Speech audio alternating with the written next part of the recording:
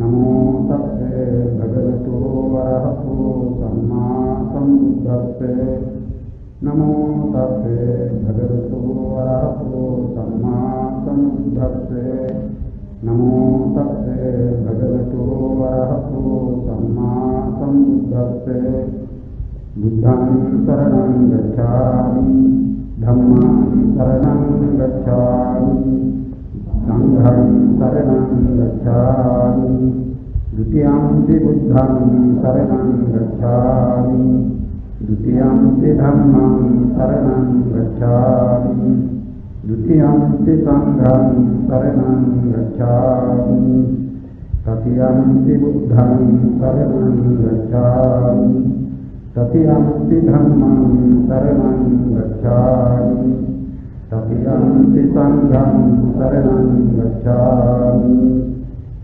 पाणातिपाता वेरमणि सिक्खापदं समादयामि अभिन्नादाना वेरमणि सिक्खापदं समादयामि कामेषुमिच्छाचारा वेरमणि सिक्खापदं समादयामि मुसावादा वेरमणि सिक्खापदं समादयामि पिशुना वाचा वेरमणि सिक्खापदं समादयामि हरुषा वाचा वेरमणि सिक्खापदं समादयामि संसप्पदाता वेरमणि सिक्खापदं समादयामि मिच्छाजीवा वेरमणि सिक्खापदं समादयामि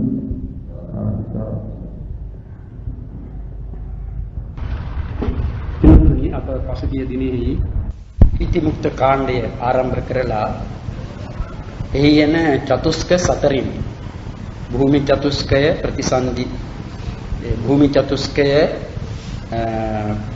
ප්‍රතිසන්දි චතුස්කය කර්ම චතුස්කය මරණෝත්පත්ති චතුස්කය කියන ඒ සතර අතුරෙන් භූමි චතුස්කය පිළිබඳවයි කතා කළේ. එයින් අප පළමුවෙන්ම දැනගත්තේ අපාය භූමිය ගැන. ඒ අපාය භූමිය ගැන පළමුවෙන්ම දැන ගැනීමත් ඉතාම වැදගත් කරුණක් වෙනවා. මක් නිසාද?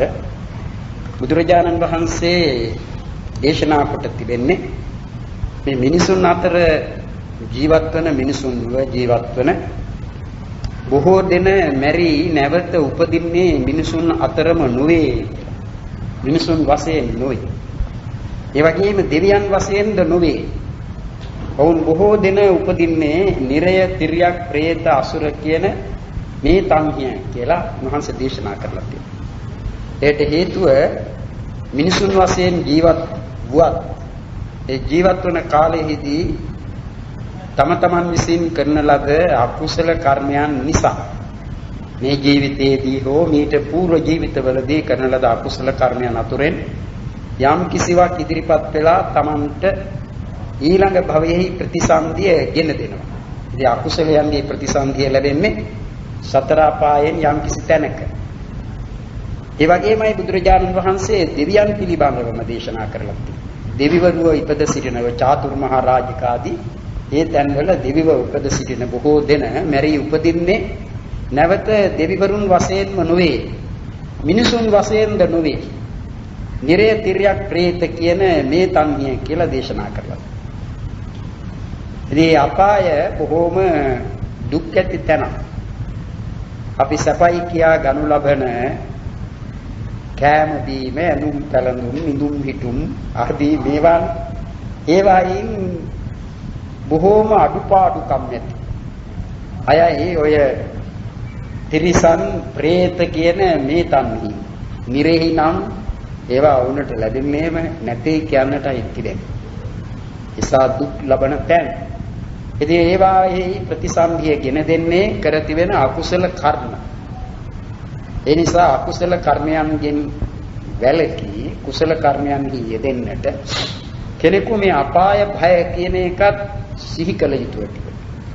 අපාය භය පච්චවෙක්ඛනතා කියලා දක්වනවා. අපාය භය නුවණින් සැලකීම. එක්කෙනෙකුට තමන් කරන යහපත් වැඩකදී ඇත විටක සමහර විටක අවුවේ බොහෝ වේලා ගත කරන්නට සිදුවේ. එහෙම අවස්ථාවලදී වුණත් හිතන්නට ඕන මේ සූර්ය රශ්මියෙන් මගේ ශරීරය දැවෙන එකයි මට දැන් ඉවසන්නට බැරිව තිබෙන්නේ. එහෙත් මොනතරම් දීර්ඝ කාලයක් අපායේ තියෙන ගිනි දැල් වලින් මගේ ශරීරය දැවෙන්නට ඇද්ද කියලා හිතන්නට. අන්න එහෙම හිතලා ඒ යහපතෙහි යෙදෙන අවස්ථාවලදී මුහුණ පාන්නට සිදුවන විඳින්නට සිදුවන යම් යම් කරදර ඒවා ඊතරම් ගණනකට නොගෙන කටයුතු කරන්නට මේ අපායයන් පිළිබඳව තිබෙන දුක් ගැන ආසා කෙනෙකුගේ සිත අර හොඳ පැත්තට සකස් කරගන්නට පුළුවන් වෙනවා. ඒ නිසා අපාය ගැන දැනගන්නට ඕන. ඒ අපායෙහි ප්‍රතිසන්දිය ගෙන දෙන්නේ අකුසල් සිත් අතුරෙන් 11ක් බවයි මෙහි දක්වන්නේ. 11ක් කියවේ උද්ධච්ච සංපයුක්ත සිත හැර. ඒ උද්ධච්ච සංපයුක්ත සිත ප්‍රතිසන්දි ගෙන දීමට තරම් ශක්තිමත් සිතක් නොවන බවයි මෙහි දක්වන්නේ. ඉතින් කොහොම වුණත් අපායේ උපදිනවන්නේ අකුසල් සිත්. ඉතින් අකුසල් සිත් කියන ඒවා නිකම්ම ඇතිවන જાතියක් නෙවෙයි. යම් යම් ක්‍රියාවන් සිදු කිරීම වශයෙන් උපදනා වූ සිත්. ඒ අකුසලයන්ගෙන් අකුසල් වලින් උපදවන ඒ අපාය භූමියේ නිරය තමයි වඩා බොහෝම දුක් ඇති තැන. ඒ තිරිසන් භවය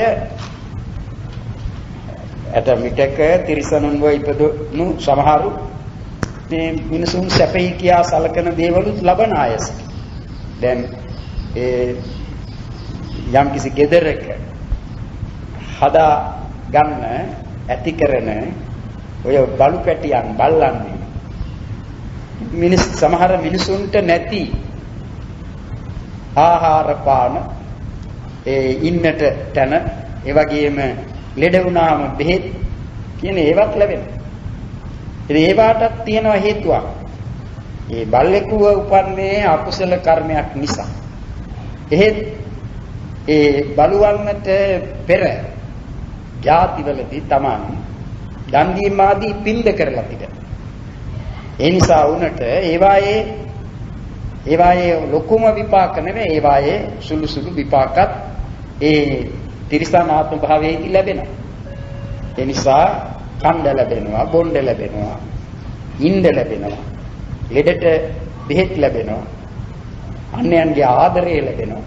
ඉතින් ඒවා ඒ පෙර කරපු පින් නිසා ලබන. නමුත් ජීවිතයම තිරිසන් අපායයි. ඒ නිසා වුණට පිනක් කරගන්නටත් එහෙම අවස්ථාවක් ලැබෙන්නේ නැහැ. කලාතුරකින් කුසල් සිත් උපදින්නට බැරි නෑ. එහෙම ඉගැන්වීමක් නෑ. වුණට කවදාවත් කුසල් සිතක් උපදින්නේ නැtei කියලා නියමයක් නෑ. උපදින්නට පුළුවන්. නමුත් ඒක විරල සිද්ධියක්. විරල. හැම විටම තිබෙන්නේ වුණගේ කාමකෝපාදිය ඇති වුණාම ඒවා සන්තරපණය කර ගැනීම සඳහා උපදනා වූ අකුසල් සිත්මයි. බොහෝ සෙයින් නැති බව. ඉතින් නිරය, තිරියන්, പ്രേත කියන මොවුන් මේ අසුර කියන එකෙන් දැක්වුවේ අපේ එදා ඉගෙන ගත්තා කාලකංජික പ്രേතයෝය කියලා. අසුර කියන නාමයට ඇතුළත් වන බොහෝ දෙන සිටිනවා. ඒ වචනේනුත් තේනවා සුර නොවන්නේ අසුරයෝය කියලා. ඒ කියන්නේ දෙවිවරු නොවන කොටසකටයි මේ අසුර කියන්නේ. ඉතින් මේ අසුරයන් අතරත් ඉන්නවා දේව අසුර කියලා කොටසක්. අපි එදා කිව්වා වේපචිත්ති පහාරාද ආදී ඔය ශක්‍රයාගේ භාර්යාවක් හැටියටත් දක්වන සුජාත කියන සුජාතා ඈත් අසුර කන්‍යාවක් කියලා කියන්නේ. ඉතින් අන්න එහෙම අසුරයෝ සැප විඳින කොටසක්. ඒගොල්ලෝ දිව්‍ය අසුර. වේමානික අසුරයෝය කියලා කොටසක්. ලෝකාන්තරික අසුරයෝය කියලා කොටසක් කියනවා. പ്രേත අසුරයෝය කියලා කොටසක්. ඒ ලෝකාන්තරික අසුර, പ്രേත අසුර කියන අය දුක්ම විඳින අය. ලෝකාන්තරික අසුරයෝය කියන්නේ ලෝකාන්තරික නිරේහි සිටින අය. ඒ වුන් ගැන කීවේ වුන් හරියට වවුලන් මෙන් එල්ලී සිටිනවා. මේ සක්වල ගලෙහි කියලා දක්වන. එළි උන්ගේ අත්පා යහට මෙහාට කරනකොට ඇඟේ වැදුණු තව කාගේ හරි අතක් කණ්ඩ දෙයක් ලැබුණයි කියලා රැකිලා අල්ලන්නට යනකොට ඒ Tamanගේ ග්‍රහණය නැති වෙලා ඇද වැටෙන්නේ මහා සීත ජලයෙන් යුක්ත ඒ සාගරයට කියලා දක්වනවා. ඉතින් එහිදී අර ඒ බණ පොතේ කියනවා ඔවුනේම වැටුනම පටපටාය මානා විලියම්ති කියලා. පටපට ගාලා වේලිලා පුපුරලා යනවා. ඉතින් එහෙම දක්වනවා. කොටින් කියනවා නම් අපට සිතා ගන්නට බැරි තරම් දුක් විඳින සත්වයෝ සිටි. නිරේ දුක පිළිබඳව බුදුරජාණන් වහන්සේ වදාලා ඒ වචනයෙන් කියලා කෙනෙකුට පෙන්වන්නට, දක්වන්නට, අවබෝධ කරවන්නට, තේරුම් කරවන්නට අමාරුයි. ඒ තරම් දුක් තිබෙනවා. ඉතින් මේ දුක් ලබන්නට සිදුවන්නේ මේ ජීවිතවලදී කරන ලද අකුසල කර්ම නිසා. එබැවින් අපාය ගැන දැන ගැනීම අකුසලයන්ගෙන් වැළකීමට කරුණක් වෙනවා. අපි පසුගිය දිනෙහි අපාය පිළිබඳව කතා කළා. ඒ අපාය භූමි සතර අපාය භූමි නිරය තිරිසන් പ്രേත අසුර කියන ඒ අපාය භූමි සතර හැර අනිත් තැන් දක්වන්නේ සුගති භූමි කියලා. ඒ සුගති භූමි වලන් ඒකාන්තම සැප තිබෙන භූමිම නොවේ ලැබෙන්නේ. දැන් අප පිළිබඳව සලකතොත් අපි මිනිසුන්ව ඉපද සිටින්නේ අපට ඒකාන්ත සැපමයි ලැබෙන්නේ කියලා එහෙම නියමයක් නැහැ. අපට සැප දුක් මිශ්‍රව ලැබෙනවා. සැපත් ලැබෙනවා දුක්ද ලැබෙනවා. ඒට හේතුව අප කර තිබෙන අකුසල කර්මයන්ගේ විපාකත් මෙහිදී දිය හැකි තරම් ලැබෙනවා. ඉතින් මෙහිදී අපට අකුසලයන්ගේ විපාක ලැබෙන්නේ ප්‍රතිසන්දි වශයෙන් නොවේ. ඒවාට කියන්නේ ප්‍රවෘත්ති විපාක කියලා. ඒවාට කියන්නේ ප්‍රවෘත්ති විපාක. ප්‍රතිසන්දි විපාක කියන්නේ උපතක්ම ජීවිතයක්ම ලබා දෙවන. ඒ විපාකයටයි කියන්නේ ප්‍රතිසන්දි විපාක. දැන් අප ප්‍රතිසන්දිය ලබා තිබෙන්නේ සුගතියේ. අප ඉපද සිටින්නේ සුගතියේ. අපට මේ ප්‍රතිසන්දිය ලබා දීමට ඉදිරිපත් වූයේ කුසල කර්මයක්. ඒ කුසල කර්මය නිසා අපට ලැබුණු ප්‍රතිසන්දිසිත නැත්නම් විපාකසිත ප්‍රතිසන්දි වශයෙන් ලැබුණු විපාකසිත ඒ විපාක දීමට එළඹ සිටි කුසල කර්මෙහි විපාක. ඒ නිසා අපි මේ සුගතිය වූ මිනිසත් බව ලබා තිබෙනවා. නමුත් අපට මේ ජීවිතයේදී ඒ ප්‍රතිසන්දිය ලබා ගත්තට පස්සේ අප පෙර ජාතිවලදී කර තිබෙන අකුසලයන්ගේ විපාක මේ ජීවිත කාලය තුලදී ලැබෙන ඒ අවස්ථාවලදී ඒ නිසා අපට ඇසින් නොමනා දේ දක්නට ලැබෙන අප්‍රිය අමනාප දේවල් අපේ ඇසින් දක්නට ලැබෙන කනින් බොහොම අප්‍රිය අමනාප දේවල් අහන්නට ලැබෙන නැහැයින් බොහෝම මේ තද දුර්ගන්ධයන් ආග්‍රහණය කරන්නට ලැබෙන. දිවෙන් ඒ රස දැන ගැනීම වශයෙන් බොහොම කටුක දේවල්, කටුක රස, තිත්ත රස එහෙම ලබන්නට විඳින්නට සිදු වෙනවා.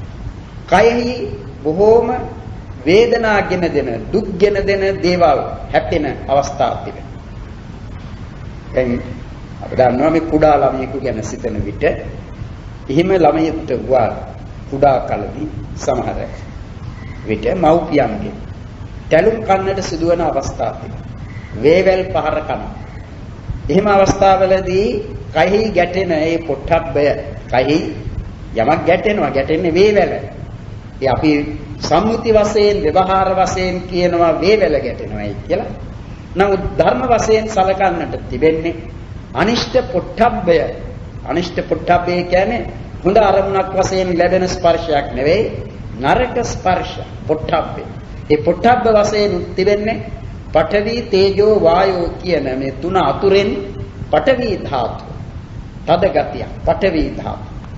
ඒ පඨවි ධාතුව තමන්ගේ ශරීරය මේ කාය ප්‍රසාදය ඒ කාය ප්‍රසාදය සහිත ඒ පඨවි ධාතු ශරීරෙහි හැපෙනවා.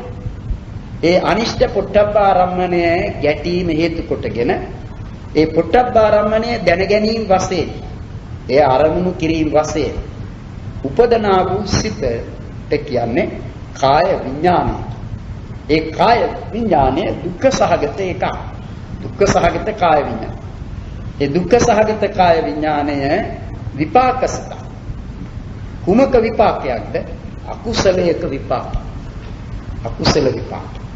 ඒ වගේමයි සුඛ සහගත කාය විඥානය ලැබෙනවා නම් ඒ ලැබෙන්නේ කුසලයක විපාකයක් වශයෙන්. ඒ එබැවිනුයි චක්කු විඥානාදී පස චක්කු විඥාන, සෝත විඥාන, ගහන විඥාන, જીවහා විඥාන, කාය විඥාන කියන මේ විඥාන පස කුසල විපාක වශයෙන් ලැබෙන පහක්ද තිබෙනවා, අකුසල විපාක වශයෙන්ද ලැබෙන පහක් තිබෙනවායි කියන්නේ. ඒ අකුසල විපාක වශයෙන් ලැබෙන පහෙන් දක්නේ, අසන්නේ, ආග්‍රහණය කරන්නේ, රස දැනගන්නේ, ඒ වගේම පොට්ටබ්බයන් ඒ ස්පර්ශ කරන්නේ, ඒ ස්පර්ශ කරන ඒ අරමුණු කරන ඒ සියල්ල රූප, ශබ්ද, ගන්ධ, රස, පොට්ටබ්බ කියන ඒවා අනිෂ්ඨාරම්මන. ඒ වගේම කුසල විපාක චක්කු විඥානාදී පසින් අරමුණු කරන ඒ රූපාදී පංචාරම්මණයන් ඉෂ්ඨාරම්මන. ඒකෝ ඉෂ්ඨාරම්මණයන් ගෙන කුසල විපාකත් අනිෂ්ඨාරම්මණයන් ගෙන අකුසල විපාකත් ලැබෙනවා. ඒවා අපට ලැබෙනවා මේ ජීවිතේ. ඒ නිසා මේ මිනිසත් බව සුගතියක් ලබා තිබෙන්නේ කරන ලද කුසල කර්මයකගේ විපාක වශයෙන් ලැබුණේ. එහෙත් ඒ ජීවිතය තුළදී ලැබෙන්නේ කුසල විපාකම නොවේ. අකුසලයන්ගේ විපාකද මේ ජීවිත කාලය තුළදී ලැබෙනවා. සමහරුන්ට ඒවා බොහෝ බහුල වශයෙන්ම ලැබෙනවා. සමහරුන්ට උපන්දා සිටම ඒ තරම් සැපයි කියන්නට දෙයක් ලැබෙන්නේ නැති තරම් දුක් විඳින අය සිටිනවා. දාපු තැනම තමා තිබෙන තමන්ගේ කිසිදු කටයුත්තක් කර කියා ගන්නට බැරි. ඒ තමාගේම අසුචි මුත්‍රා ආදීහිම läගගෙන ඉන්න එහෙම තත්වයන්ටත් වැටෙනවා. ඉතින් එය කර තිබෙන අකුසලයක අකුසල් නිසායි එහෙම තත්වයන් ඇතිවන්නේ. සමහරු සිටිනවා ඔවුන් පිළිබඳව කියනවා මේ කිසිදු රෝගයක් නැtei කියලා. කියනවනේ වචනයකින් ඉහෙන් බහින රෝගයක් නැtei කියලා. සමහරු කියන්නේ. එහෙම දැන් අර බක්කුල හාමුදුරුවන් වගේ කිසිදු රෝගයක් නැති ජීවිතයක් ගත කරලා. ඒ පින් නිසා කරපව් අඩුයි. එනතන් එහෙම ඒවා විපාක දීම් වශයෙන් එළඹුණේ නැහැ. එයා නැති නිසා කරලා. එහෙම ඒවා කරලා නැහැ. බොහෝ කල හොඳම ජීවිත ගත කරන්නට ඇති. එහෙම සාමාන්‍යයෙන් මිනිසුන් ඉන්නවා.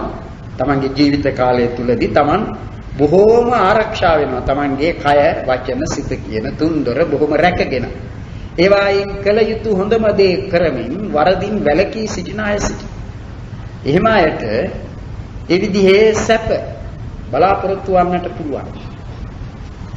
ඉතින් මෙහෙම ඒ අපාය භූමි 4 එන්නලා ඊළඟට සුගති භූමි තිබෙනවා. කාම සුගති, රූපාවචර භූමිය, අරූපාවචර භූමිය. ඒ කාම සුගති වශයෙන් දක්වන්නේ මිනිස් ලෝවන්, දෙව්ලොව 6 කියන මේ ස්ථාන 7. ඒවාට සප්ත කාම ස්වර්ගය කියන නමකුත් තියෙනවා. එහි සැප තිබෙනවා. අර විරයාදී තන්හිමෙන් තරම් දුක් නැහැ, සැප තිබෙනවා. ඒ සුගති නිසා කෙනෙකුන් සසර සැරිසරන කාලය තුලදී උපදිනවා නම් ඉපදිය යුතු තැන් ඒවා තමයි. ඒ සුගති. එහෙම සුගති වශයෙන් දැක්වෙන කාම සුගති තමයි 7. චාතුර්මහා රාජිකය කියන මේ ඒ 4 වරම් රජවරු සිටින දිව්‍ය ලෝකයේ වශයෙන් දක්වන චාතුර්මහා රාජිකයත් ඒ සක්‍ර දේවේන්ද්‍රයා වාසය කරන තමන් ඒ චාතුර්මහා රාජිකයේ තාවතිංසේ කියන ඒ බ්‍රහ්ම දිව්‍ය ලෝකයේ අධිපතිකම් කරමින් වසන ශක්‍ර දේවේන්ද්‍රයා සිටින ඒ තෞතිසා දිව්ලොවත් යාමය කියන යාමය තුසිතය නිර්මාණ රත්ය පරිනිර්මිත වසවර්තිය කියන ඒ දිව්‍ය ලෝක සයක් මනුෂ්‍ය භූමියත් එක්කයි ඒ සුගති කාම සුගති හතක් කියන්නේ. චාතුර් මහරජිකය තාවතිංසය යාමය තුසිතය නිම්මාන රතිය පරිනිර්මිත වසවර්තිය. දැන් මේ මනුෂ්‍ය භූමිය අප දන්නවා අර අපාය භූමි වල ප්‍රතිසන්දිය ගෙන දෙන්නේ කරන ලද අකුසල කර්මයන් නිසා. එනිසා ලබන ප්‍රතිසන්දිසිත දක්වන්නේ අකුසල විපාක උපේක්ෂා සහගත සම්තිරණ සිත. ඒ කාම සුගතියෙහි කියනකොට මනුෂ්‍ය භූමියත් ඇතුළත් චාතුර් මහ රාජිකයත්. ඒ චාතුර් මහ රාජිකේ මේ මිනිස් ලෝවන් සුගති අහේතුකයාය කියන තැනත්තා ලැබෙන. සුගති අහේතුකයාය කියන්නේ සුගතිෙහි ඉපද සිටින මේ අහේතුක ප්‍රතිසන්දියක් ලබන. ඒ සුගතිෙහි උපන්නේ කුසලයක විපාක. කුසල කර්මයක් නිසා. ඒක කුසලයක විපාකයකුයි ඒ ප්‍රතිසන්දිය ගෙන දීමේදී ලැබුණු සිත. ඒ ලැබුණු සිත අහේතුක සිතක් වූ අහේතුකේ කියේ කුසල විපාකයක් වශයෙන් ලැබෙන අයෙක්. එහෙම එකක් ලැබෙන්නේ ද්වි හේතුක ඕමක කුසලය. කරන අවස්ථාවේදී අලෝභ අදෝස කියන හේතු දෙකෙන් යුක්ත වූ පෙරපසු සිත් වලින් ලැබිය යුතු උපකාරය නොලැබ දුර්වල වූ කුසලයට කියන්නේ ද්වි හේතුක ඕමක. ඒ කරන අවස්ථාවේදී අලෝභ අදෝස කියන හේතු දෙකෙන් යුක්තයි. ඒ නිසා එය ද්වි හේතුකයි. නමුත් පෙරපසු ඊට කලිනුත් ඊට පස්සෙත් මේ කුසල් සිත බලවත් වන්නේ කුසල් සිතෙන් පිරිවරාගත්තා. එහෙම නැත්නම් අකුසල් සිත් වලින් පිරිවරා ගනු ලැබූ කුසලය දුර්වල වෙනවා. ඒ නිසායි මේ බලවත් කුසල් සිදු කරගන්න කැමැති යමෙක් වෙතොත් ඒතනත්තා අකුසල් වලට ඇතිවන්නට ඉඩ නොහැර Taman කුසල් වලින්ම යුතුව වාසය කරන්නටයි කියලා උගන්වනවා. මොකද ඒ අකුසලය හේතු කොටගෙන කුසලය දුර්වල කරනවා. මොකද මේ දෙක වුණුනට විරුද්ධයි. දැන් කුසල් කියන්නේ අකුසලයන්ට විරුද්ධ ධර්ම. අකුසලයන් දුරු කරන, ඔබා තබන, සහ මුලින්ම නැති කරන ධර්ම වලටයි කුසල් කියන්නේ. අකුසල් වලට විරුද්ධ ධර්ම වූ කුසල් බලවත් කර ගන්නට නම් නැවත නැවත කුසල් උපදවන්නට. එහෙම නැත්නම් අකුසලයන්ගෙන් පිරිවැරූ කල්හි මේ මැද ඇතිවන කුසලය දුර්වල වෙනවා. ඒ නිසායි ත්‍රි හේතුක, ද්වි හේතුක කියන මේවා උත්කෘෂ්ඨ වීමට බොහෝ සෙයින් අවස්ථා නොලැබී යනවා. සමහරු කරලා අත ගන්නට ඉස්සෙල්ලා අකුසල් වලින් Taman යුක්ත වෙනවා. මේ කුසලයේ කෙරුවා ඉන්න විතරයි. එහෙම ඉන්නවා. එහෙම අවස්ථාවලදී පව් අකුසල් සිත් උපදවා ගන්න. අකුසල් සිතේ කුසලයට උපකාරයක් නැහැ. ඒක හරියට ඒකේ ශක්තිය නැති කරන්නට මේ යම් කිසි දෙයක ශක්තිය දුර්වල කරන්නට අර මිටි පහරවල් දෙන්නේ අන්න ඒ වගේ වැඩක් වෙනවා. අනේ එහෙම ඒ අහේතුකේක වන්නට සිදුවන්නේ ද්වි හේතුක කුසලයක් කරලා ඒ ද්වි හේතුක කුසලය දුර්වල කරගත් කලින්. එහෙම නැත්නම් ද්වි හේතුකවම උපදින්නට පුළුවන්. ද්වි හේතුක ප්‍රතිසන්දියක් ගන්නට පුළුවන්. එහෙම වන්නට ද්වි හේතුක උත්කෘෂ්ඨ එකක් වෙන්න. දැන් කොහොම හරි ඒ චාතුර් මහ රාජිකයට අයිති අර දිව්‍ය කොටස් ඉන්නවානේ. වේමානික අසුරයෝය කියලා දක්වන ඒ වගේ අය. එහෙම අයට මේ දුර්ගති අහේතුක මේ ඒගොල්ලෝ දුර්ගති අහේතුකයෝ වෙන අය සමහරු සිටිනවා මේ සපත් විඳින ඇතැම් විටක දුක්ද ලබන එහෙම කොටස් මේ චාතුර් මහරජිකයට ඇතුළත් කොට. ඒ අය අතරේ සුගති අහේතුකයන්. ඒ සුගති අහේතුකයෝ කියන්නේ කුසලයේ කරලා කුසලයේ කළා. නමුත් ඒ කුසලයේ හේතු දෙකකින් යුක්ත වූ කුසලයක් ඒ බැවින් ඒ කරුණෙන් දෙක දුර්වලයි. නමුත් වඩා දුර්වල වෙනවා පෙරපසු සිත් වලින් ලැබෙන උපකාරය නොලැබී ගිය කල. එහෙම වුණාම ඒක ද්වි හේතුක ඕමක කුසලයක්. ද්වි හේතුක ඕමක කුසලයක් වූ කල්හි ලබා දෙන විපාකය අහේතුක. අනේ එහෙම අය සුගති අහේතුකයි. ඒ සුගති අහේතුකයන් මිනිසුන් අතර සිටින. මිනිසුන් අතර ජාතියම්ද ජාති බදිර ජාති මූග ජාති ඒල ජාති උම්මත්තක උබතෝ ව්‍යංජනක නපුංසක පණ්ඩක කියන මේ අවිරින් දක්වන්නේ ඔව්. උපතින්ම අන්ධ උපතින්ම බීරි උපතින්ම ගොළු උපතින්ම මහා මෝඩ ඒ උපතින්ම පිස්සු උපතින්ම ස්ත්‍රී පුරුෂ නිමිති දෙකම ඇතිව උපදින උබතෝ ව්‍යංජනක ඒ දෙදෙනාටම අයත් නොවන නපුංසක නොයේ විදිහේ ආත්ම භාවයන් මේ මිනිසෙකුව ලබනවා. ඒ සුගති අහේතුකේ වශයෙන් ඊළඟට තාවතිංසය යාමය තුසිතේ නිර්මාණ රතිය පරිනිර්මිත වසවර්තියයි කියන ඒ දිව්‍ය ලෝක පස ඒ පසෙහි ඒ අහේතුකය ලැබෙන්නේ නැහැ. අහේතුකයන් ලැබෙන්නේ නැහැ. අහේතුකයෝ ඉන්නේ දෙදෙනයි. දුර්ගති අහේතුකය සුගති අහේතුකය. ඉතින් දුර්ගතියේ අහේතුකය ලැබෙන්නට බෑනේ මේක සුගතියක්නේ.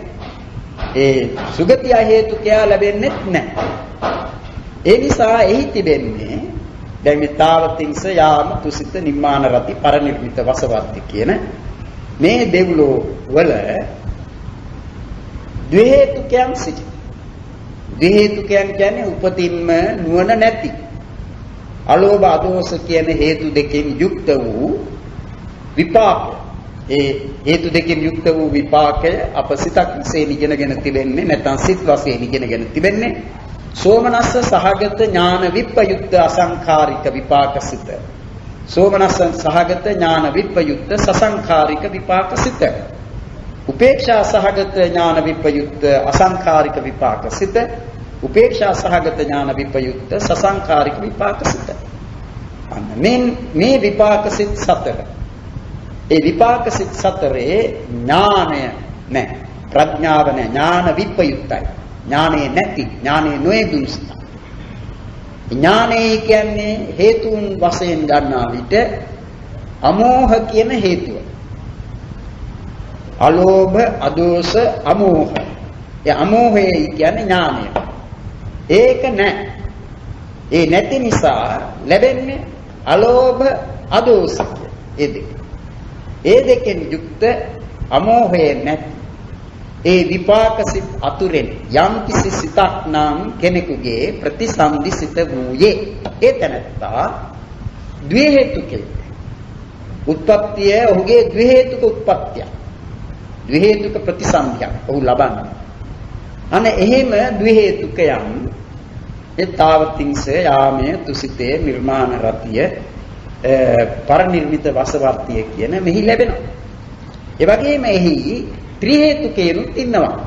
දැන් මිනිස් ලෝක නම් සුගති අහේතුකයක් තියෙනවා. තාවතිංසෙය සිට ඉහළ දිව්‍ය ලෝකවල ඒ සුගති අහේතුකය ලැබෙන්නේ නැහැ. එහි ලැබෙන්නේ සුගති යමනේක ද්වි හේතුකයව ලැබෙනවා. ත්‍රි හේතුකය ලැබෙනවා. ඒකයි එයින් තේරුම් ගන්නට තිබෙන්නේ. තාවතිංස යාම තුසිත නිර්මාණ රතිය පරිනිර්මිත වසවර්ති. එතකොට සුගති දුර්ගති අහේතුකයන්නේ කියන ඒ දෙදෙනා ලැබෙන්නේ නැහැ. ඒ ලැබෙන්නේ නැත්නම් පුද්ගලයන්ගේ වශයෙන්. දැන් ඊට කලින් එකෙත් ගන්නට ඕනේ මේ මනුෂ්‍ය ලෝකයේ චාතුර් මහ රාජිකයේ ලැබෙන්නේ නැtei කිව්වේ දුර්ගතිය හේතුකයක්. පුද්ගලයන් වශයෙන් ගන්නා විට අපි පුද්ගලයන් කී දෙනෙක් ගැන කතා කළාද? 12 දෙනෙකු ගැන. පුද්ගලයන් 12 දෙනෙක්. ඒ 12 දෙනා තමයි දුර්ගතිය හේතුකයා, සුගතිය හේතුකයා, ද්වි හේතුකයා, ත්‍රි හේතුක පතග්ජනයා.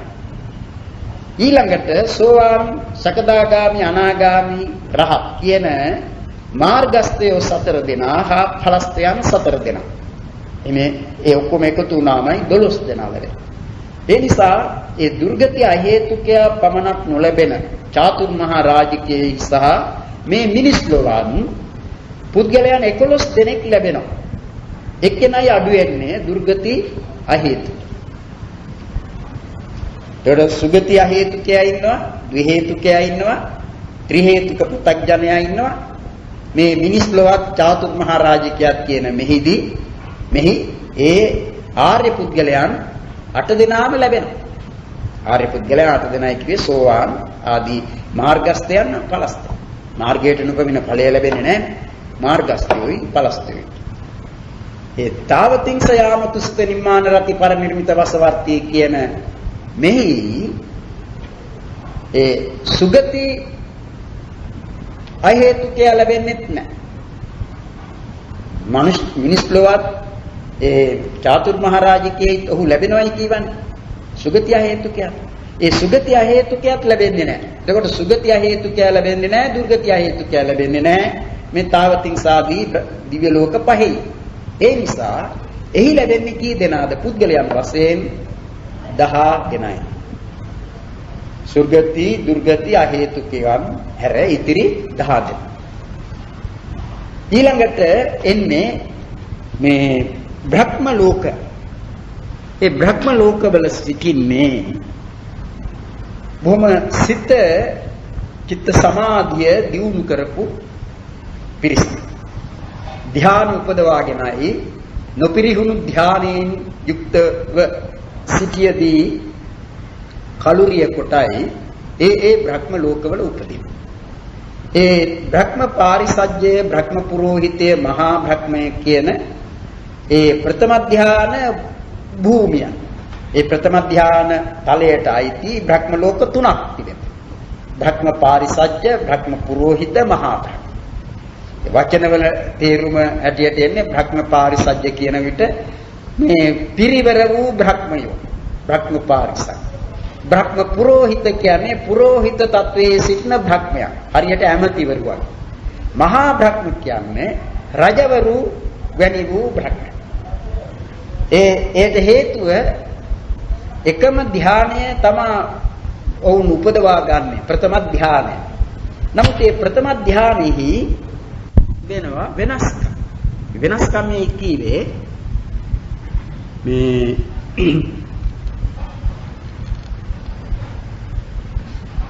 ඒ වෙනස්කම් කියන්නේ ඒ උපදවාගත් ධානය නිකම්ම උපදවාගෙන ඉන්නවා විතරක් නෙවෙයි ඒක වඩන දියුණු කරන. අනේ දියුණු කිරීම මන්දසේ කළ අය නැත්නම් ඒ තරම් දියුණුවක් නොකළ අය පරිත්ත වශයෙන් වැඩුවා. තරමක් දියුණු කළ අය මධ්‍යම වශයෙන් වැඩුවා. ඊට බොහෝම ඉහළින් එය දියුණු කරපු අයට කියන්නේ ප්‍රණීත වශයෙන් වැඩුවා. ඒ නිසා ඒක සාධාරණයි.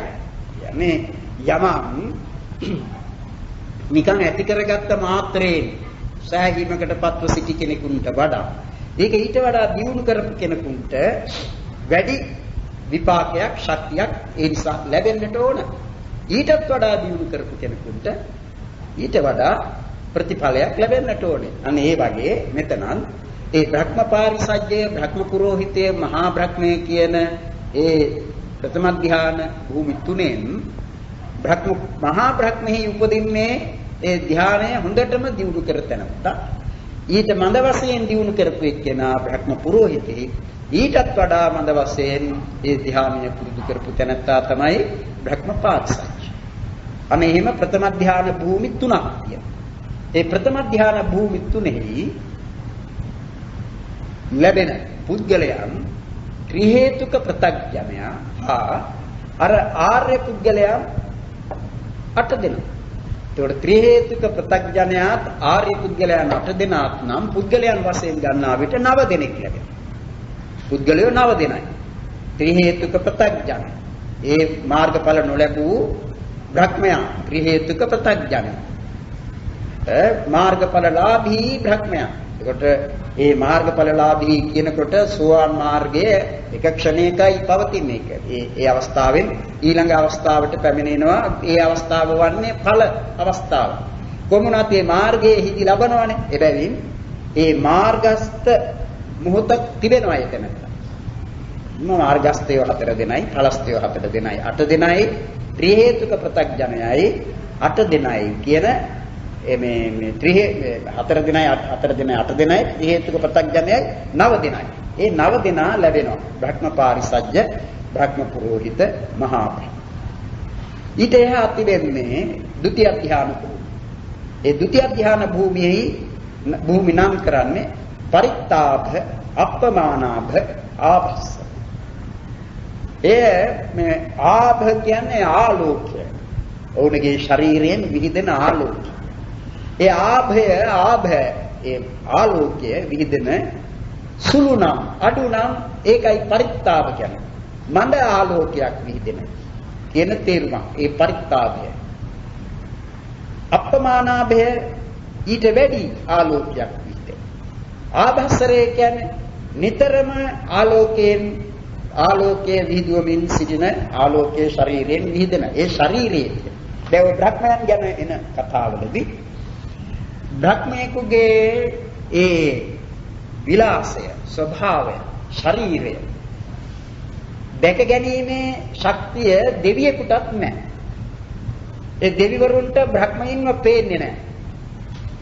ඔවුන්ගේ ඇසින් ඒ බ්‍රහ්මයාව දකින්නට තරම් ඔවුන්ගේ ඇස් තියුණු නැහැ. ඒ බ්‍රහ්මයෙකු ආබව දැනගන්නේ ඒ ආලෝකයෙන්. විහිදෙන ආලෝකයෙන් දැනගන්නවා. දැන් ඔය මේ සූත්‍ර තිබෙනවා. ඒ සූත්‍ර ඇතම් සූත්‍රවල එනවා සනන් කුමාර කියන බ්‍රහ්මයා දිව්‍ය ලෝකයට පැමිණෙනවා. ඒ පැමිණෙන්නේ දෙවිවරුන්ට බණ කියන්නට.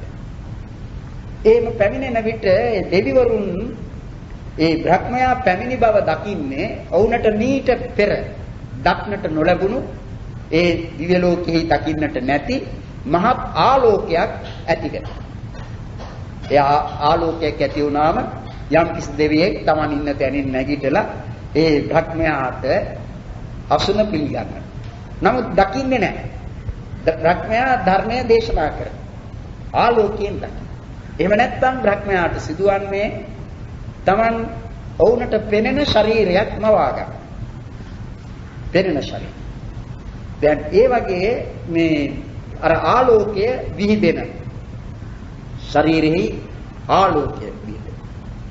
ඒ ဒုတိ ය ඥාන භූමිය. දැන් ඔය ဒုတိ ය ඥාන භූමිය කියා මෙහි දක්වන ඒ ဒုတိ ය ඥාන භූමියේ ධ්‍යාන වශයෙන් ဒုတိ ය ධ්‍යානයයි තෘතිය ධ්‍යානයයි කියන දෙකම උපදවා ගත් අය සිටිනවා.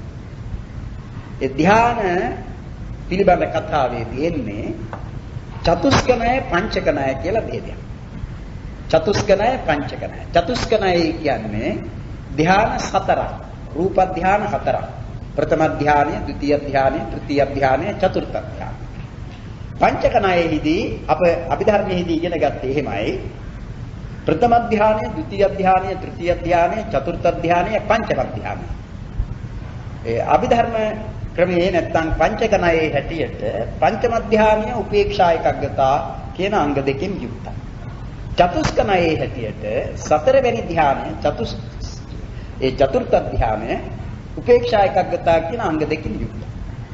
ඒ වෙනස වන්නේ ဒုတိ ය ධ්‍යානය. චතුස්කණයේදී දැන් ප්‍රථම ධ්‍යානය දක්වනවා විතක්ක ਵਿਚාර පීති සුඛ ඒකග්ගතා කියන අංග 5කින් යුක්තයි කියලා.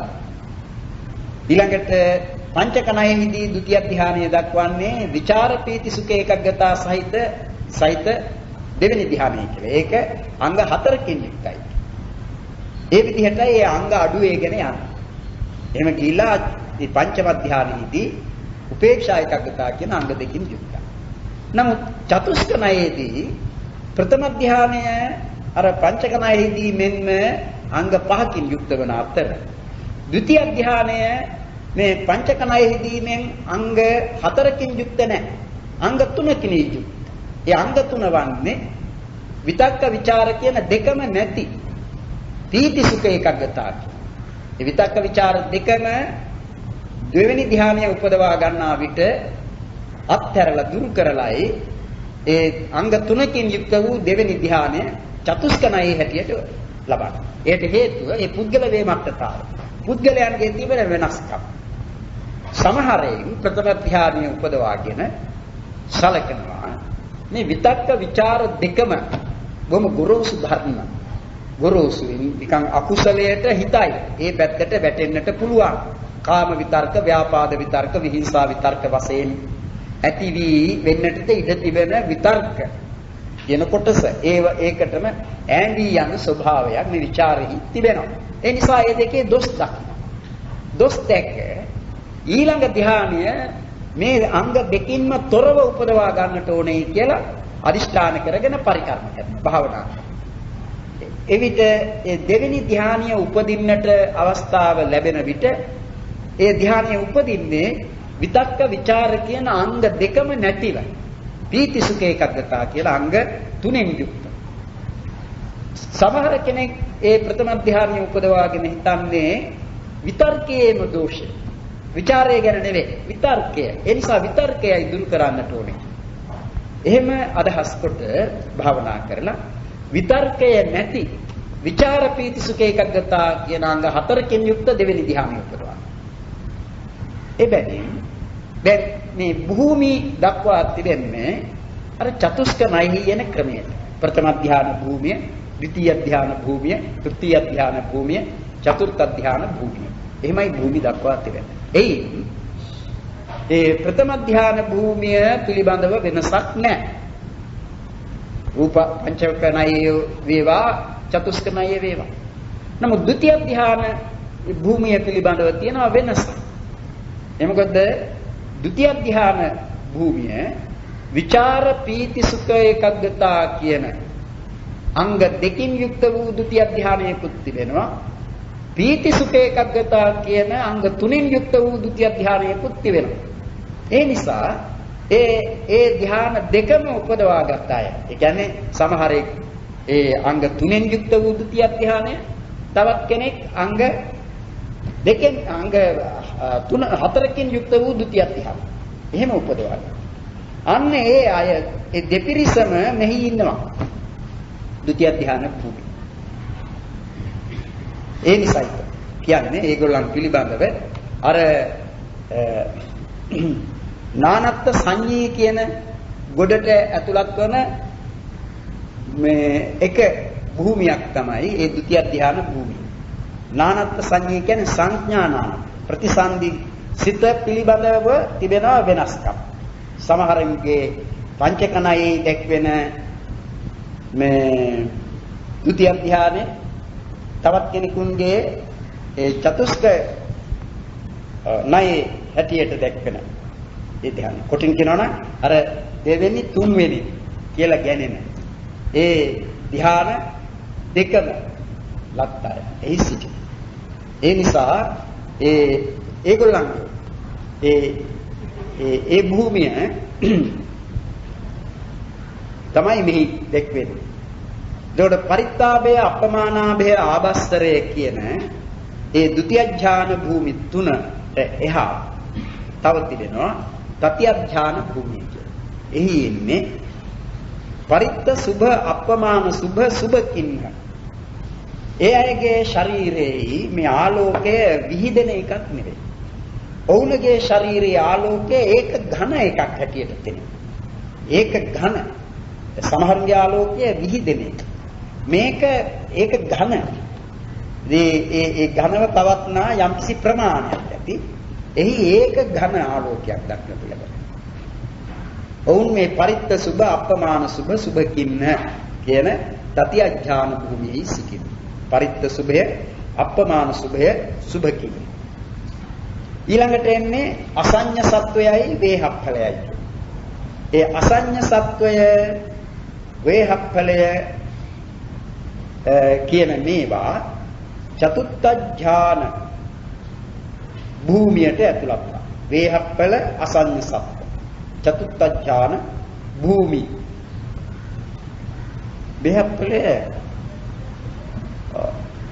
වේහප්ඵල අසඤ්ඤ සත්වය. චතුත්ථ ඥාන භූමිය.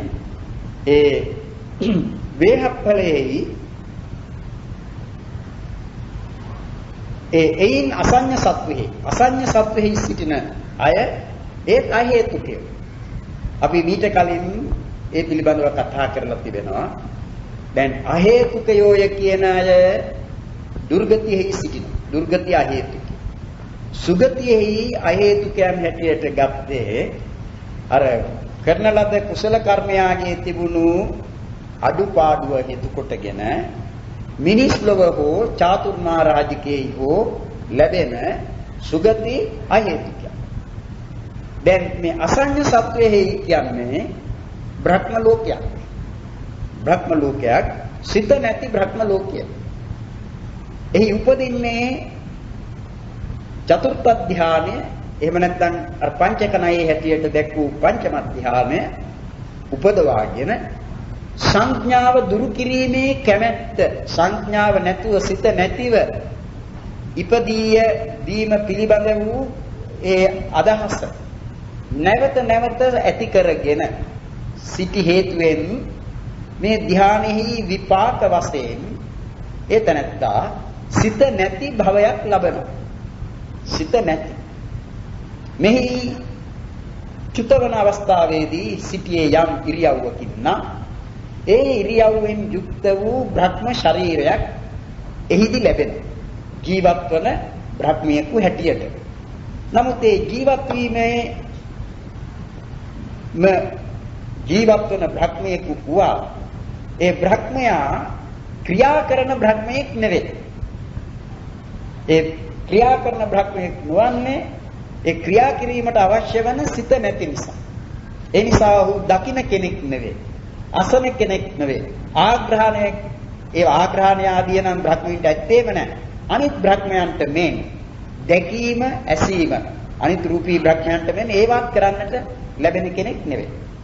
ඔහු උපන් කෙනෙක්. ශරීරයක් ලැබෙනවා. ඒ ශරීරය පවතිනවා, ජීවත් වෙනවා. කොයිතරම් කල්ද? මහා කල්ප 500ක්. ඒ මහා කල්ප 500ක්. එතකොට ධ්‍යානයක් නිසයි, ධ්‍යානයෙන් නොපිරී කාලක්‍රියා කිරීම නිසයි උපදින්නේ. නමුත් ලැබෙන්නේ ශරීරයක් පමණයි. සිතක් ලැබෙන්නේ නැහැ. සිතක් ලැබෙනවා නම් ඒ සිත බ්‍රහ්ම ලෝකයක ලැබෙන සිතක්, විපාක සිතක්, ඒක ත්‍රි හේතුක එකක් වෙන්නට. නමුත් ශරීරය විතරයි ලැබෙන්නේ. ශරීරය පිළිබඳව කතා කරන විට මෙපමණ හේතුන් සමග යෙදෙන සිතක් ශරීරයක් කියලා කියන්න දෙයක් නැහැ. කියන්නේ හේතු කියන්නේ අලෝභ දෝෂ අමෝහ කියන මේ හේතුන්නේ. ඒ හේතුන් ශරීරයත් එක්ක යෙදෙන්නට බෑනේ, සිතක් එක්කයි යෙදෙන්නේ. ශරීර රූපය කොයි රූපය ගත්තත් ඒ රූපය අහේතුකයි. අහේතුකයි කියන්නේ මේ හේතු එකක්වත් යෙදෙන. හේතු නාමයෙන් වදාළ ධර්ම 6ක් තිබෙනවා. 3ක් අකුසල හේතු. ලෝභ දෝෂ මෝහ අකුසල හේතු. ඒවා මේ කතාවට එන්නේ නැහැ. විපාක සිත්වල ඒවා ලැබෙන්නේ නැහැ. විපාක සිත්වල ලැබෙන හේතු කොටස තමයි අලෝභ, අදෝස, අමෝහ. ඒවා ලැබෙන්නේ කුසල විපාකයන්ගේ විපාකවල. ඒ කුසලයන්ගේ විපාක වශයෙන් ලැබෙන විට ඒ අලෝභ, අදෝස, අමෝහ කියන ඒවා විපාක හේතු. එහෙම නැත්නම් අව්‍යාකෘත හේතු වට කියන්නේ. ඒවා කුසල හේතු නෙවෙයි ඒ අවස්ථාවේ. දැන් එහෙම ලැබීමක් මේ අසඤ්ඤ සත්වෙහි නැහැ. සිත නැති බැවින්. රූපය විතරයි ලැබෙන්නේ. රූපය කොතැනක ලැබුණත් ඒ රූපය පිළිබඳව කතා කරන විට කියන්නේ රූපය අහේතුකයි කියලා. ඒ අහේතුකයි කියවේ රූපය ඇති වුණේ ඉබේමයි, කිසි කාරණයක් නැහැ රූපය ඇතිවීමට කියන ඒ තේරුම නෙවෙයි. එතන අහේතුකයි කියවේ ලෝභාදී හේතුන් සමග යෙදීමක් නැtei කියන තේරුම. එතකොට මෙතන සුගතිය ඒක මේ විපාකයක් ඒ කුසලයක විපාකයක් වශයෙන් තමයි ලැබෙන්නේ. නමුත් විපාක වශයෙන් ලැබෙන සිතක් නැහැ. ලැබෙන්නේ මොනවද? කර්මජ රූප. විපාකය කියලා නෙවෙයි ඒවට කියන්නේ කටත්තා රූප කියලා කියන්නේ. ලැබෙන්නේ කර්මජ රූප. ජීවිත නවක රූප කලාපය තමන් කරන ලද ඒ තමන් ඇති කර ගන්නා ලද මේ පංචම ධ්‍යාන නැත්නම් චතුර්ථ ධ්‍යාන කුසලයාගේ සංඥා විරාග වශයෙන් වැඩි කුසලයාගේ විපාක වශයෙන් ලැබෙන්නේ අසඤ්ඤ සත්වෙහි ජීවිත නවක රූප කලාප. පඨවි ආපෝ තේජෝ වායෝ වන්න ගන්ධ රස ඕජා ජීවිතේන්ද්‍රිය කියන මෙන්න මේ රූප නවය ඒ කර්මය නිසා ලැබෙන. ඒ තත්වයෙන් වාසය කරනවා මහා කල්ප 500ක්. එතන ඉන්පසු චුත වෙනවා මේ ධ්‍යාන බලය ඊට පස්සේ නැතුව යන. ඒ ධ්‍යානෙහි ශක්තිය තියෙන්නේ එතෙක් කල් එහි ජීවත් කරවීමට. ඉන්පසු එතනින් චුත වෙනවා. එවිට අර යටකල නැත්තම් ධ්‍යාන බලයෙන් නවත්වා දැමු සිත නැවත පහළ වෙනවා. අනේ ඒ අසඤ්ඤ සත්වය ඊළඟට එන්නේ වේහප්පලයයි අසඤ්ඤ සත්වයයි ඊළඟට එන්නේ සුද්ධාවාස. සුද්ධාවාස කියන ඒවා තිබෙනවා පහ. සුද්ධාවාස පහ. වේහප්පලයයි අසඤ්ඤ සත්වයයි ඇතුළත් උනේ චතුර්ථ ධ්‍යාන භූමියට. ඒ වගේමයි සුද්ධාවාස පහ. දැන් සුද්ධාවාසය කියන්නේ අවිහ අතප්ප සුදස්ස සුදස්සි අකනිට්ඨ කියන මේ පහ. ඒ පහ සුද්ධාවාස කියලා නම් කරලා තියෙන්නේ සුද්ධ සත්වයන්ගේ වාසස්ථානය. කවුද මේ සුද්ධ සත්වයෝ? ඒ කාම රාගය එහෙම පිටින්ම නැති කළ, ව්‍යාපාදය එහෙම පිටින්ම නැති කළ අනාගාමීන් වහන්සේලා සුද්ධ සත්ව. දැන් එයින් පෙනෙන්නේ අනාගාමීන් වහන්සේ කියන විට වහන්සේට සියලුම අකුසල් කෙලෙස් නැතිව ගියේ නැහැ. කෙලසුන්ගෙන් බොහොම ඝන බහල කොටසක් නැති කළා. කාම රාගය කියන්නේ කාම ධර්ම, කාම වස්තු පිළිබඳව තිබෙන ආසාව. ඒ ආසාව මේ බ්‍රහ්මයාට කාම ඡන්දය කියන එක නැහැ. ඒක යට කරලායි ධ්‍යාන උපදවා ගන්නෙ. ඒ කාම රාග වශයෙන්, ඒ කාම ඡන්ද වශයෙන් ඇතිවෙන ඒ කාම රාගය ඇතිවීමේ ශක්තිය, ඒ කාම රාගාංශය නැති කරන්නේ අනාගාමී මාර්ගය. ඒ වගේම පටිඝාංශය කියන එක නැති කරන්නේ අනාගාමී මාර්ගය. මේ දෙක තමයි ප්‍රධානම කරුණු දෙක. අප හැම දෙනම කිලුටු කරන, අපව කිලුටු කරන මේ අපේ සිත ඊටාම කිලුටු බවට පත් කරන ධර්ම දෙක තමයි මේ කාම ධර්මයන් පිළිබඳව, කාම වස්තුන් පිළිබඳව, කොටින් කියනනම් පංචකාමියන් පිළිබඳව තිබෙන ආසාවත්, ඒ වගේම ද්වේෂය, තරහව. මේ දෙකම එහෙම පිටින්ම නැති කළා. ඇතිවීමට ඉඩක් නොලැබෙන පරිදිම දුරු කළ පිරිසයි අනාගාමී වහන්සේලා. ඒ නිසා උන්වහන්සේලා සත්ව වශයෙන් සැලකන විට සුද්ධ සත්ව, පිරිසිදු සත්ව. ඒ අපිරිසිදුකමට හේතු වන තව අකුසල ධර්ම තිබෙනවා. නමුත් ඒවා මේ වගේ ඝන බහල ඒවා නෙවෙයි. සුද්ධ සත්‍ය. ඒකයි සුද්ධාවාස කියලා ඒවට නම් කරන්නේ. සුද්ධ සත්වයන්ගේ ආවාස. ඒ අනාගාමීන් වහන්සේ සහ රහතන් වහන්සේ, ඒ භූමිය වල ඉන්නේ රහතන් වහන්සේ. ඒ කියන්නේ මෙහි දී රහත් වෙලා යන පිරිසක් නැහැනේ. නිවෙනතුන් දන්නවනේ රහතන් වහන්සේ නැවත උපදින්නේ නැහැනේ. එහෙම ඉපදීමක්, ප්‍රතිසන්දියක් ලැබීමක්, පංචස්කන්ධයක් ලැබීමක් ආයති සිදුවන්නේ නැහැ. එහිදී රහත් වෙනවා. මෙහිදී අනාගාමී වෙලා එහි ඉපද එහිදී රහත් වෙනවා. එවිට ඒ රහත් වෙලත් ඒ ජීවිත කාලය ගත කරනවානේ. ඒ නිසා එතන සිටින්නේ අනාගාමී වහන්සේලා. දැන් පුද්ගලයන් වශයෙන් ගන්නවා නම් පුද්ගලයන් 3 දෙනෙකුයි දක්වන්නට තිබෙනවා. පුද්ගලයන් 3 දෙනයි කීවේ අනාගාමී ඵලස්තය, අරහන් මාර්ගස්තය, අරහන් ඵලස්තය. අනාගාමී ඵලස්තය. අනාගාමී මාර්ගස්තය එහි ලැබෙන්නේ නැහැ. අනාගාමී මාර්ගස්තය එහි ලැබෙන්නට නම් සකෘදාගාමී පුද්ගලයා එහි ලැබෙන්නට ඕනේ. එහෙම ලැබෙන්නේ නැහැ.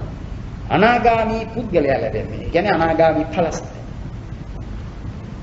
අනාගාමී ඵලස්තයයි උපන්නම එහි යම්කිසි ආයු කාලයක් ගත කරලා සමහරු රහත් වෙනවා.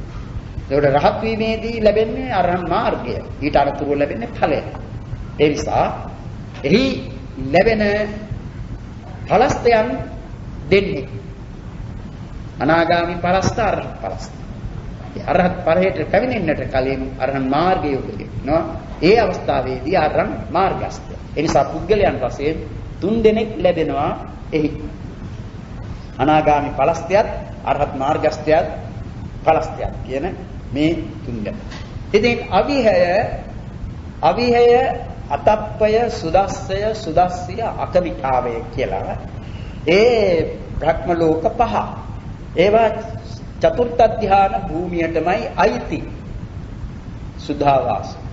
ඒ සුද්ධාවාසයේ උපදින්නට යම්කිසි කර්මයක් තිබෙන්නට ඕන. සුද්ධාවාසයේ උපදවන කර්මය නෙවෙයි අනාගාමි මාර්ගය කියන්නේ.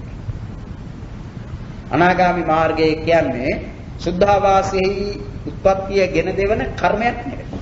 අනාගාමි මාර්ගයෙන් කරන්නේ ඒ යම් ක්ලේශ ධර්ම සමූහයක් නැති කරන නිර්වාණය අරමුණු කරන.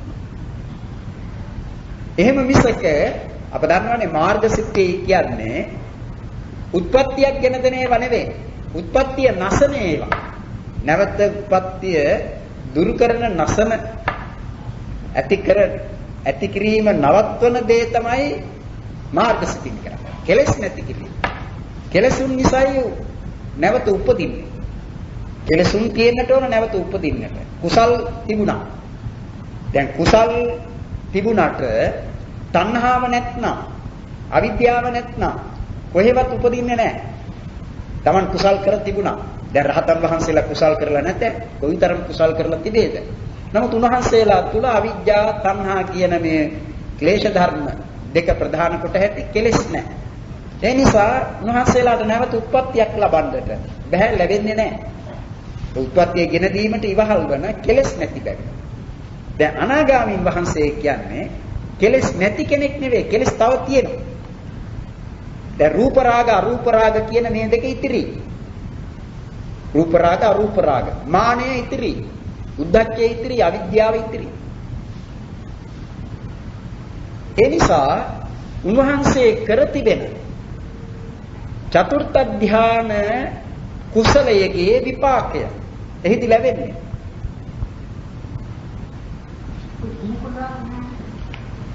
රූප රාගය කියන්නේ රූප භූමියෙහි රූපාවචර භූමියෙහි ඉපදීමට තිබෙන ආසාව. ඒ රූප ධ්‍යාන පිළිබඳව හා රූප භවය පිළිබඳව තිබෙන ආසාව.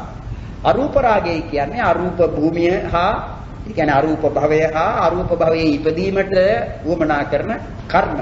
ඒ පිළිබඳ තිබෙන ආසාව. ඒක නැති කරලා නැහැ. ඒක තියෙනවා. යානුසේ වශයෙන් පවතින.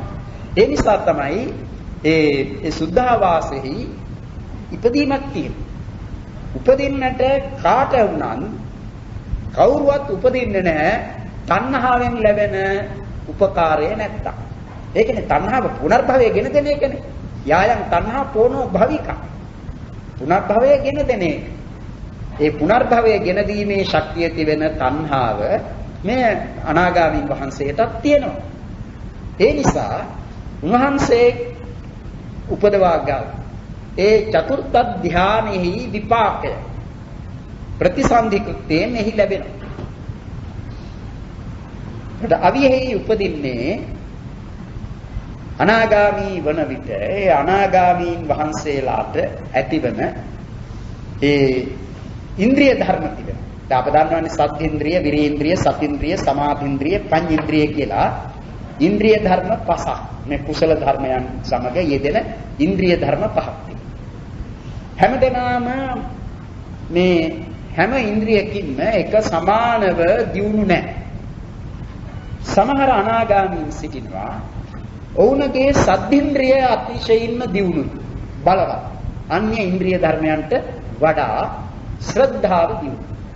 ඒ සද්ධින්ද්‍රිය අධිමාත්‍ර අනාගාමී වහන්සේ උපදින්නේ අවියෙහි.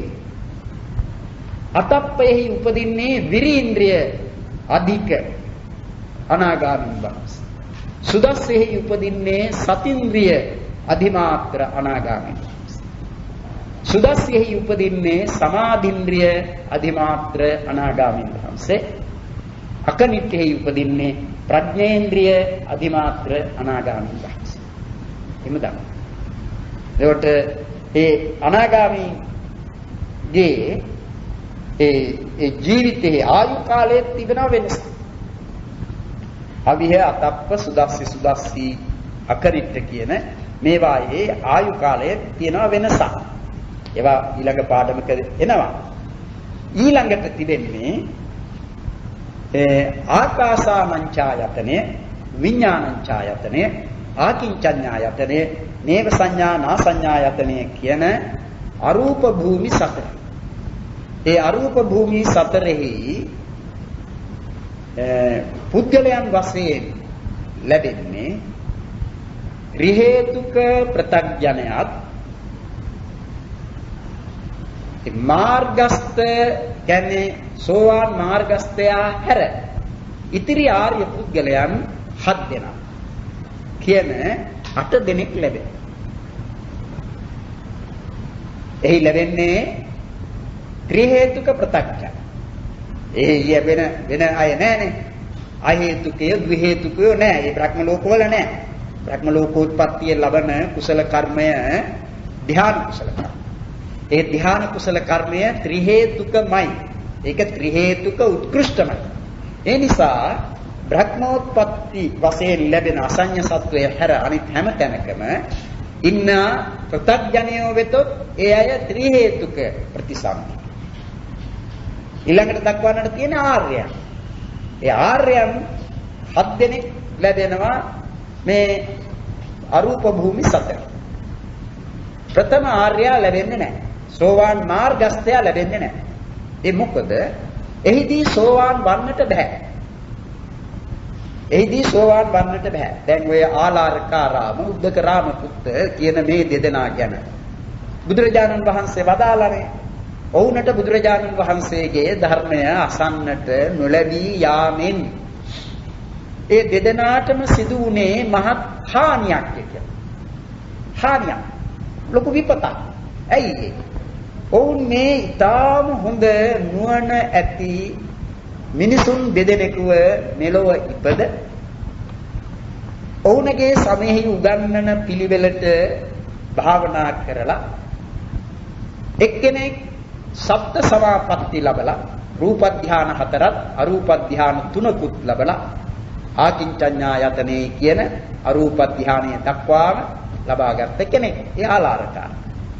උද්දකරාම පුත්ත ඒ ප්‍රථම ධානාදී රූප ධාන 4ත් ආකාසානංචායතනාදී අරූප ධාන 4ත් කියන්නේ නේම සංඥා නා සංඥායතනයක් කියන ඒ ධානයත් උපදවාගත් කෙනෙක්.